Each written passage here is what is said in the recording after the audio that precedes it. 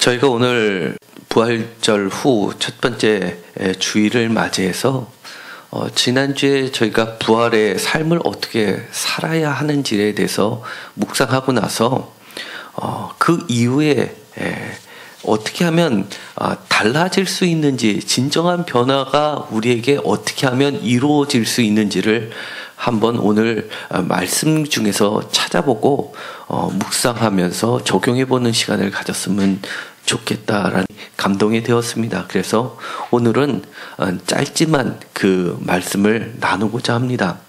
원래 제가 의도했던 말씀을 나누고자 했었던 말씀은 한 절입니다. 49절에 볼지어다 내가 내 아버지께서 약속하신 것을 너에게 보내리니 너희는 위로부터 능력이 입혀질 때까지 이 성에 머물라 하시니라.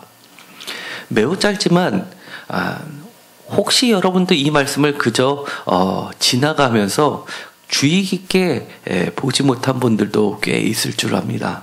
물론 저도 사실은 과거에는 그랬습니다. 물론 이 말씀을 학문적으로 따지자면 여러 가지 논란을 일으켰던 구절입니다. 왜냐하면 마가복음에서는 부활 후 첫 번째 말씀이 갈릴리로 가라라는 거였습니다. 그런데 이 누가복음에서는 이 성에, 그러니까 예루살렘에 머물라라고 하면서 갈릴리로 가라는 말과 대치되고 있기 때문입니다. 제가 이것에 관해서는 왜 예루살렘이냐, 왜 갈릴리냐를 가지고 과거의 설교를 몇 번 한 적이 있습니다. 그러나 오늘은 그런 차원이라기보다는 누가복음에 입각해서 이 장소의 문제라기보다도 그 뒤에 있는 말씀 머물라 라는 그 말씀에 보다 초점을 두고 여러분과 같이 나누고자 합니다. 우리는 지난주의 말씀을 이미 그 전의 말씀을 다 살펴봤습니다.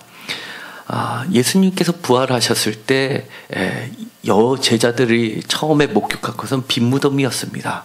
그리고 나서 더 발전돼서 증인이 되라는 것이 중요한 메시지라고 했습니다. 그것이 누가복음 24장 48절에 나오게 됩니다. 증인이 되라.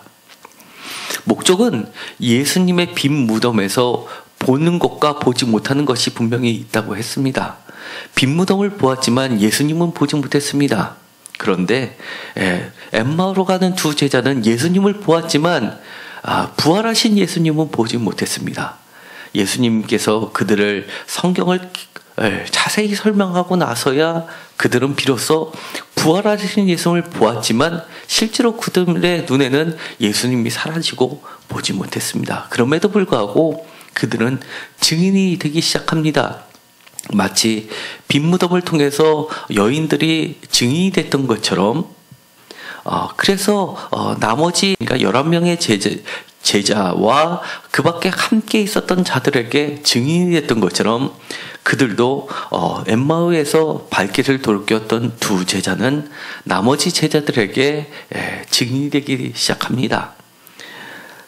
그때 그들도 깨우치는 것이 있습니다. 자기에게 나타났던 예수님이 동시에 나머지 제자들에게도 나타났다는 것을 깨우치게 됩니다.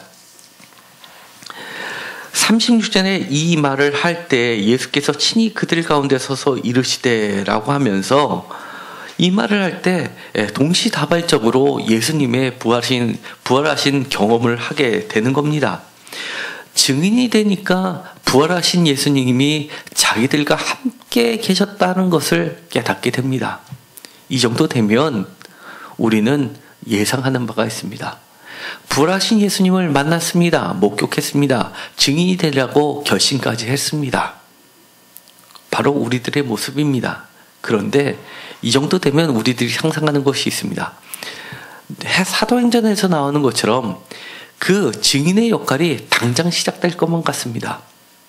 예수님을 만났고 성경을 깨닫게도 해주셨고 오늘 읽었었던 말씀 44절에 나와 있는 것처럼 모세의 율법과 선지자의 글과 시편의 나를 가리켜 예수를 가리켜 기록된 모든 것이 이루어져야 한다는 것, 그리고 45절에 있는 것을 성경을 깨닫게 하셨던 그 능력이 그들이 이제부터는 성경에 읽을 때마다 깨닫게 되고, 이로써 실질적인 증인의 역할이 예루살렘과 사마리아와 땅끝까지 이르러 증인으로서 바로 나갈 것만 같습니다.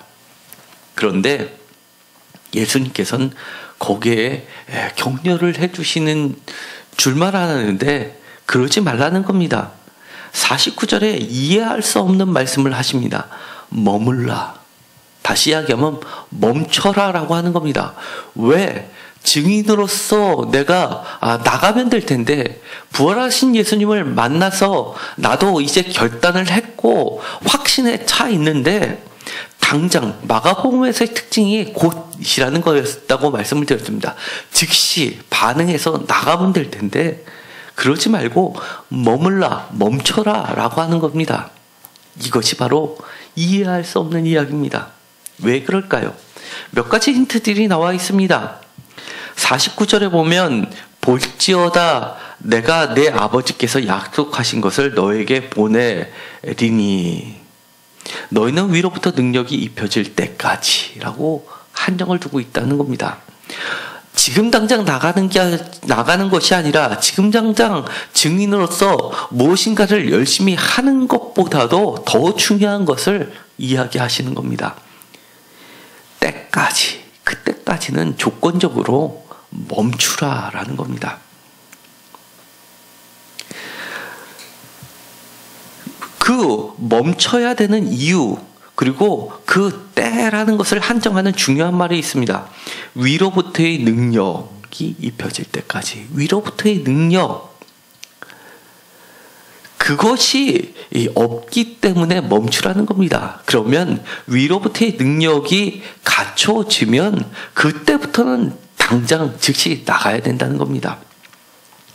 위로부터의 능력은 그렇게 표현되고 있습니다. 보내는 사람은 이렇게 되어 있습니다. 예수님이 보내신다라고 합니다. 그런데 내가 보낼 텐데 그 능력은 어떤 능력이냐면 아버지께서 약속하신 능력이라는 겁니다. 보내는 사람은 예수님이고 그것을 약속하신 분은 하나님이라는 겁니다. 우리는 이 위로부터의 능력, 이것을 성령이라고 우리는 지금 알고 있습니다. 성령은 하나님의 영이기도 하고 또한 예수 그리스도의 영이기도 하고 성령이기도 합니다. 그렇기 때문에 이것이 입혀질 때까지는, 성령이 임할 때까지는 우리는 머물러 있어야 된다는 겁니다. 우리도 마찬가지입니다. 성령이 입혀지기 전에 우리가 나갔을 때 무엇이 과연 문제가 될까 생각해 보라는 이야기입니다. 우리는 많은 부분에 대해서 가끔은 착각할 때가 있습니다. 감동도 받았습니다. 무엇인가 주님께 헌신하고 싶습니다. 그런데 막상 주님의 일을 열심히 하다 보면 갑자기 문제가 부딪혀서 내가 멈출 수밖에 없는 상황에 도달할 때가 왕왕 있습니다. 그래서 교회에서 봉사를 많이 하신, 예를 들어서 선교회장을 한다든지 무슨 부장을 한다든지 이런 일을 많이 하고 교구장을 한다든지 하고 나서 회장을 한다든지 하고 나서 임기가 마치고 나면 모든 것을 내려놓고 사실은 더 열심히 해야 되는데 거의 1년 내지 2년 동안은 아예 교회에서 모습을 찾아보기 어려운 분들을 자주 만나게 됩니다. 지쳤다는 겁니다. 질렸다는 겁니다. 왜 그럴까요? 위로부터의 능력이 그렇게 배터리처럼 다 닳아버리는 소모품일까? 그래서 그럴까? 우리는 한번 깊이 생각해 봐야 합니다. 그렇지 않다는 겁니다. 왜냐하면 우리가 나갔는데, 감동받아서 당장 나갔는데, 증인이 될 것 같아서 당장 나갔는데, 문제는 위로부터의 능력이 입혀지지 않고 나의 능력으로 했기 때문에 그렇다는 겁니다. 그렇기 때문에 주님께서는 이 누가복음을 통해서 우리한테 잊혀지기 쉬운 것, 놓치기 쉬운 중요한 것, 머물라라는 말씀을 하게 됩니다. 성경을 보면 가끔은 우리가 성경을 많이 읽으신 분일수록 더 성경이 어렵다라는 말씀을 듣게 됩니다. 맞습니다. 왜냐하면 그 성경을 읽다 보면 이 구절에서는 쉽게 이해가 가는데 다른 말씀을 읽다 보면 정반대되는 말씀이 성경에는 곳곳에 있기 때문에 우리가 성경이 그만큼 어려운 겁니다. 그렇기 때문에 이처럼 성경을 많이 아는 사람들도 누군가의 도움이 필요합니다. 그렇기 때문에 이 엠마오로 가는 두 제자도 또는 예수님으로부터 3년 동안, 짧게는 1년 동안 그렇게 예수님의 말씀을 통해서 많은 훈련을 받은 제자들조차도 이처럼 주님께서 성경을 깨닫게 하시는 역할을 부활하신 이후에도 지속적으로 하셨다는 겁니다. 그만큼 성경은 깨닫게 되는 순간까지가 쉽지 않기 때문입니다. 오늘에 있었던 말씀을 보면 분명히 회개가 예루살렘으로부터 시작해서 모든 족속에게 전파되어야 되는데 그러려면 이 성경이 읽으면 누구나 쉽게 이해되고 깨달아져야 되는데 그렇지 않다는 겁니다. 예수님을 증거하는데 가장 중요한 수단이 있습니다. 예를 들어서 기적 같은 거, 이적 같은 거 성경에는 많이 나옵니다. 특히 복음서에서는 많이 강조가 됩니다. 그럼에도 불구하고 그것보다 더 우위에 있는 것이 있습니다. 바로 이 오늘 주님께서 하셨던 말씀, 모세의 율법과 선지자의 글과 시편의 나를 가르쳐 기록된 모든 것, 성경을 통해서 예수님을 증거하는 것이 이런 기적을 통해서 증거하는 것보다 우선순위에 두고 계신다는 겁니다. 엠마오로 가는 제자들을 그렇게 발걸음을 돌리게 하셨던 주된 것이 있습니다. 바로 27절에 누가복음 24장 27절에 나와 있는 겁니다. 이에 모세와 모든 선지자의 글로 시작하여 모든 성경에 쓴 바 자기에 가는 것을 자세히 설명하시니라 라고 말씀하십니다. 이처럼 기적과 능력보다도 더 중요한 능력, 그건 바로 성경의 말씀을 깨닫는 것이 보다 중요하다는 겁니다. 그들이 이 성경의 말씀을 깨닫기 시작할 때 그들이 고백했던 말이 있습니다. 중요한 말씀입니다. 32절을 다 같이 읽도록 하겠습니다. 그들이 서로 말하되 길에서 우리에게 말씀하시고 우리에게 성경을 풀어주실 때 우리 속에서 마음이 뜨겁지 아니하냐 하고, 이처럼 성경이 풀어질 때 마음이 뜨거워지는 것, 그것이 바로 성령의 역사입니다. 성령의 역사, 하늘로부터의 능력은 지금 짧은 한 장에 다 읽지도 않았는데도 여러 차례 강조가 되는데, 특별히 부활하신 예수님 이후에 더더욱 강조되는 것이 바로 이 성경이라는 겁니다. 그럼에도 불구하고 우리는 이 성경을 깨닫는 것에 대해서 정말 얼마나 우선순위를 두고 가치를 높이 두고 있는지 우리 한번 우리 자신을 돌아보아야만 합니다. 오늘의 말씀을 보면 누구나 하나님의 말씀을 깨닫기를 간절히 원합니다. 그런데 이사야서 29장에 보면 이거와 정반대되는 이야기를 그려내고 있습니다.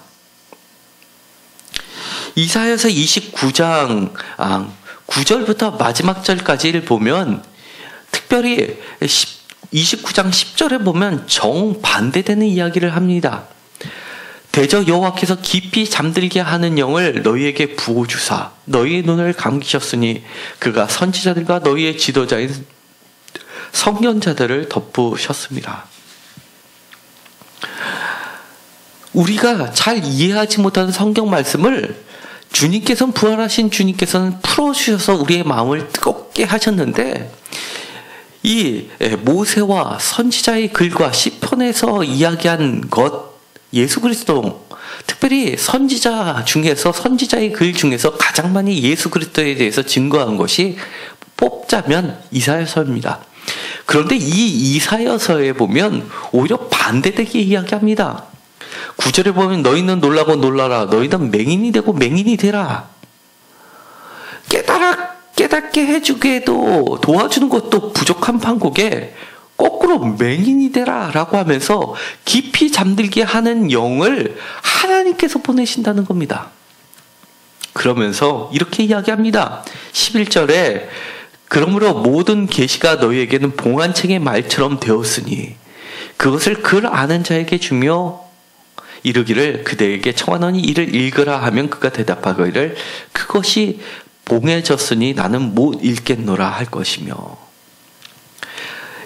이 9절부터 12절까지의 말씀을 제가 소 제목을 달아본다고 하면 봉안책입니다.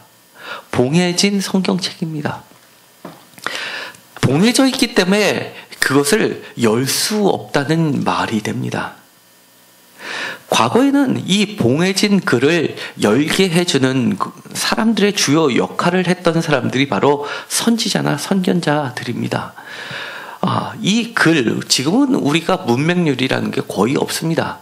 거의 대한민국 같은 경우에는 제로에 가깝습니다. 그런데도 불구하고 그 당시에는 글을 안다는 것은 상위 한 1, 2%에 불과했었던 것과 대조적으로 오늘날 글을 다 알매도 불구하고 성경책을 읽으면 다 깨닫지 못합니다. 그렇기 때문에 매우 고도로 훈련된 목회자가 절실한 겁니다. 단순히 지식이 많다고 성경책의 그 뜻을 정확하게 전달만 된다고 하면 목회자가 왜 필요합니까? 그런데 그럼에도 불구하고 참된 목회자가 필요한 것은 이 말씀을 지식 더하기 삶으로서 그대로 노력한 경험에서 우러나오는 그 말씀, 그리고 기도를 통해서 성령님의 간구하심을 통해서 해석된 그 말씀을 풀어주는 목회자가 그래서 중요한 겁니다. 그런데 이 이사야서에 보면 글을 아는 자가 이렇게 이야기한다는 겁니다. 그것이 봉해졌으니 나는 못 읽겠노라. 글 모르는 자에게 이 성경책을 읽어달라고 하면 나는 글을 모른다라고 한다는 겁니다. 그런데 17절에 보면 17절부터 21절까지 보면 재미있는 말이 나오게 됩니다. 이사야서 29장 17절부터는 독특한 이야기가 나오는데 레바논 하면 우리가 떠오르는 게 백향목입니다. 레바논은 지금으로 치더라도 살림이 매우 울창한 그런 나라입니다. 레바논의 백향목은 최고의 나무로 꼽히게 됩니다. 그런데 이 백향목이 살림이 우거진 그런 나라가 레바논이 기름진 밭으로 변하지 아니하겠으며 그것도 오래지 아니하여 기름진 밭이 숲으로 여겨지지 아니하겠느냐. 다 좋은 말입니다. 기름진 밭도 좋은 것이고 이 레바논의 살림도 백향목이 가득한 살림도 좋은 겁니다. 오늘날의 레바논 같은 나라가 브라질입니다.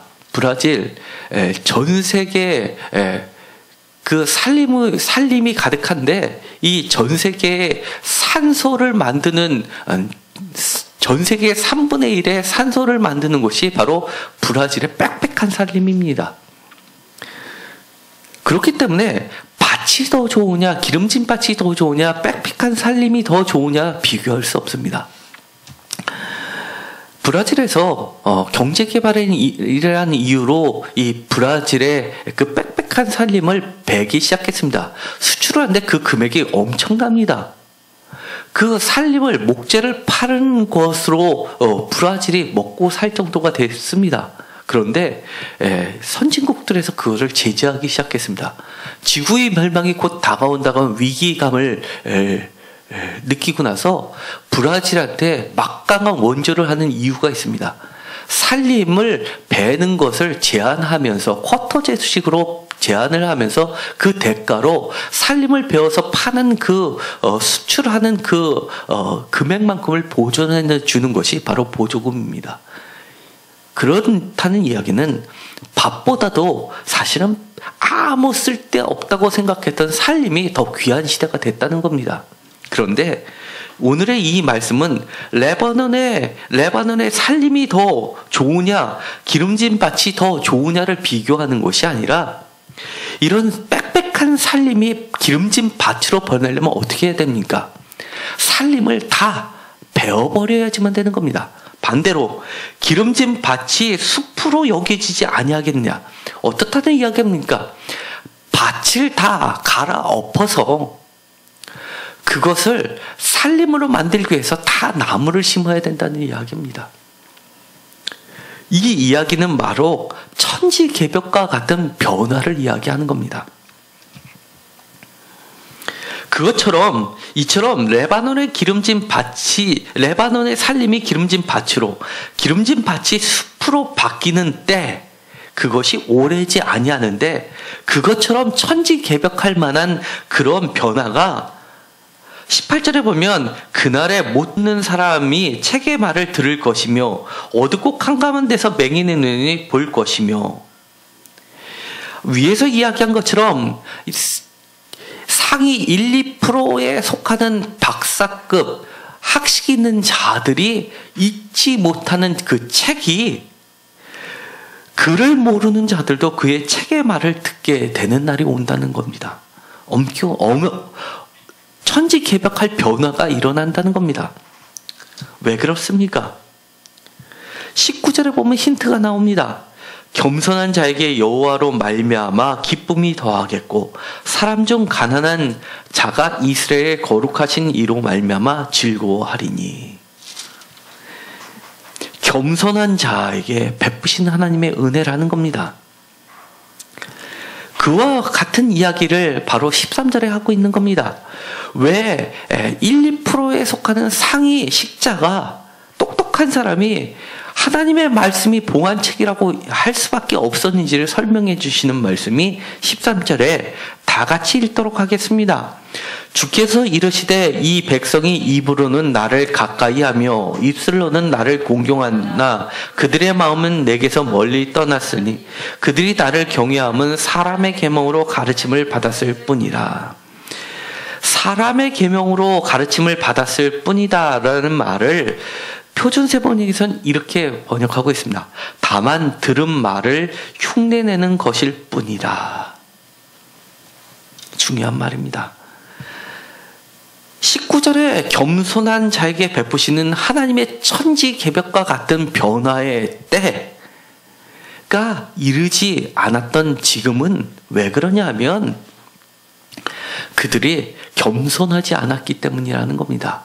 교만했기 때문이라는 겁니다. 어느 정도로 교만했냐면 입으로는 나를 가까이 하고 입술로는 나를 공경한다 하지만 마음으로는 내게 멀리 했다라고 이야기합니다. 사람의 계명으로 가르침을 받았기 때문에 들은 말을 흉내만 낼 뿐이지 진심으로 그것을 지키지 못하지만 지키려고 애쓰는 것이 아니었기 때문이라고 이야기합니다. 예수님께서 하셨던 말씀이 있습니다. 아벨의 피부부터 사가랴의 피까지라고 선지자들을 박해했던 그들을 책망하실 때 했던 말씀의 본뜻은 그들이 왜 사람과 하나님의 사람을 구별하지 못하고 그들은 하나님을 공경한다 하면서 하나님의 말씀을 그대로 전하는 자들을 사람 취급했기 때문이라는 겁니다. 지금도 이런 일이 많이 벌어지고 있습니다. 하나님의 말씀을 선포를 하고 가르쳐 주는데 마치 그것이 무슨 하나님의 말씀이냐 사람의 말이지 왜 하나님의 말씀에 너의 생각을 집어넣어서 그걸 마치 하나님의 말씀인 것처럼 그렇게 하느냐라고 대꾸하는 사람들에 대해서 하나님이 말씀하시는 겁니다. 물론 그런 사람들도 물론 있습니다. 제가 분명하게 그런 사람이 없다라고는 말 못합니다. 왜냐하면 저도 그런 것들에 대해서 매우 안타까워했기 때문입니다. 갈등했기 때문입니다. 그런데 그런 것들은 명확합니다. 예를 들어서 설교 가운데서 성경책이 전 세계의 성경책이 딱 한 권만 있으면 좋겠다라고 얘기했던 목사님이 있습니다. 그것도 한두 번 설교한 게 아니라 여러 차례 설교를 하시는 분을 저도 경험했습니다. 만약에 제가 그런 말을 만약에 한다 그러면 사람으로 취급하면 됩니다. 그러나 그게 아니라면 하나님의 말씀을 그대로 내가 불편해도 내 기분이 나빠도 내가 정말 달라져야 될 부분이 있다면 하나님의 말씀으로 들으십시오. 내가 상위 1%에 2%에 상하는 식자라고 똑똑하다고 하나님의 말씀을 난도질하지 마십시오. 그것이 바로 교만이라는 겁니다. 그렇기 때문에 오늘 이런 우를 범할 수 있기 때문에 하나님께서는 예수 그리스도께서 보내시는 그 성령을 미리 약속하셨다라고 이야기를 하는 겁니다. 이 약속하신 성령에 대해서 주보에 실었습니다. 우리가 누가복음에는 나와 있지 않지만 그 비슷한 말, 이것을 해석할 수 있는데 도움이 될 만한 사도 바울의 말씀이 있습니다. 고린도후서 1장 20절에서 23절 상반절에 보면 이렇게 되어 있습니다. 하나님의 약속은 얼마든지 그리스도 안에서 예가 되니라. 여기서 예라는 것은 example, 샘플이 아니라 아멘, 예입니다. 예수입니다. 그리스도 안에서 아멘이 되니 그런즉 그로 말미암아 우리가 아멘하여 하나님께 영광을 돌리게 되느니라. 오늘의 본문 누가복음 24장 맨 끝에 보면 52절에 그들이 그에게 경배하고 큰 기쁨으로 예루살렘으로 돌아가 늘 성전에서 하나님을 찬송하니라 라고 되어 있습니다. 이 성 예루살렘에 머물면서 그들이 하는 것은 하나님을 찬송하고 하나님을 영광을 돌리는 일이었습니다. 최종적으로 하나님께서 원하시는 것, 하나님께 영광을 돌리는 삶을 살게 하시는데 그 영광을 돌리는 삶을 나뿐만 아니라 다른 사람들도 하게 만드시기 위해서 증인이 되라고 하시는데 그렇게 하려면 그 방법이 그 뒤에 나와 있습니다. 우리를 너희와 함께 그리스도 안에서 굳건하게 하시고 우리에게 기름을 부으신 이는 하나님이시니 그가 또한 우리에게 인치신다는 얘기는 도장을 새긴다는 얘기입니다. 인치시고 보증으로 우리 마음에 성령을 주셨느니라. 내가 내 목숨을 보고 하나님을 불러 증언하시게 하노니. 증인이 되는데 굳건하게 하시는데 어떻게 하냐면 내 목숨까지도 내걸 정도로 그렇게 흔들리지 않게끔 하시기 위해서 하나님께서는 우리에게 성령을 주시겠다는 겁니다. 에베소서 1장 11절에서 14절까지도 이렇게 표현되어 있습니다. 다 같이 읽도록 하겠습니다. 모든 일을 그의 뜻의 결정대로 일하시는 이의 계획을 따라 우리가 예정을 입어 그 안에서 기업이 되었으니 이는 우리가 그리스도 안에서 전부터 바라던 그의 영광의 찬송이 되게 하려 하심이라. 그 안에서 너희도 진리의 말씀 곧 너희의 구원의 복음을 듣고 그 안에서 또한 믿어 약속의 성령으로 인치심을 받았으니 이는 우리 기업의 보증이 되사 그 얻으신 것을 속량하시고 그의 영광을 찬송하게 하려 하심이니라. 아멘. 여기서 또 반복되는 말씀, 에베소서는 우리가 바울의 제2 바울 서신이라고 합니다. 바울이 직접 쓴 건 아니지만 바울이 제자들이 바울의 뜻을 받아서 한 100년 이후에 쓴 글이 에베소서입니다. 에베소서는 2세기 때 쓰여진 성경이고 이 고린도후서는 1세기 때 쓰여진 성경입니다. 그런데 반복되는 것이 있습니다. 그들이 시대가 변해도 변치 않고 굳게 잡았던 말씀은 고린도후서 1장 20절에서 23절까지의 말씀하고 다르지 않습니다. 몇 가지만 표현만 달라졌을 뿐이지 똑같습니다. 마찬가지로 2000년이 지난 지금도 변하지 않고 굳게 잡아야 되는 말씀이 있습니다. 바로 약속의 성령으로 인치심을 받았으니 바로 하늘부터 내려오는 하나님께서 약속하신 그 성령을 받아야지만 하나님께도 영광을 찬송할 뿐만 아니라 더 중요한 말씀, 우리도 예수 안에서 영광을 받게 된다는 겁니다. 그렇기 때문에 지금 당장 너희들이 당장 나가서 너희들이 하고 싶은 대로 그렇게 마음에 뜨거운 대로 하나님의 증인이 되라, 예수 그리스도의 증인이 되라 라고 하신 이유가 있다는 겁니다. 왜냐하면 이사야서에 있어 이야기한 것처럼 똑똑하다고 전할 수 있는 것이 아니기 때문입니다. 오직 하나님께서 가르쳐 주신 대로 우리의 생각과 우리의 학식과 우리의 문벌과 우리의 능력을 내려놓아야지만 가능한 것이 바로 이 하나님을 증거하고 예수 그리스도를 증거하고 하나님께 참된 영광을 돌리는 길이 되기 때문이라는 겁니다. 다시 이사야서로 돌아가겠습니다. 이사야서 29장 바로 전에 28장이 있습니다. 28장에 보면 매우 독특한 말씀이 있습니다.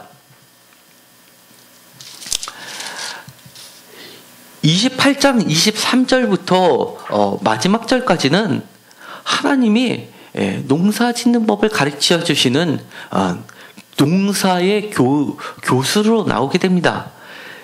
너희는 귀를 기울여 내 목소리를 들으라. 자세히 내 말을 들으라.